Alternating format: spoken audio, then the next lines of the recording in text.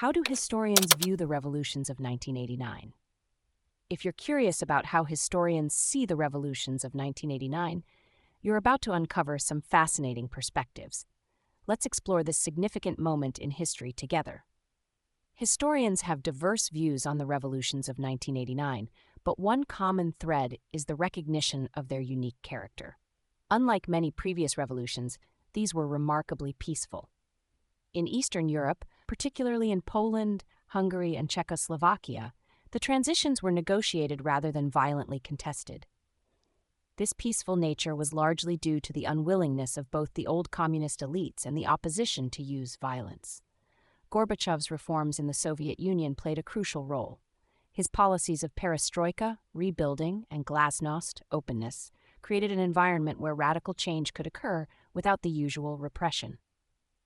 When Gorbachev visited East Berlin in October 1989, he warned the East German leadership that life punishes those who fall behind, signaling a shift away from the old communist rigidities. The economic situation also contributed to the revolutions. Communist states were facing severe financial crises, having borrowed heavily from foreign banks. This economic strain, combined with Gorbachev's refusal to provide financial aid, left these states vulnerable to collapse. Historians argue that the lack of violence in 1989 was a significant break from previous European revolutionary experiences.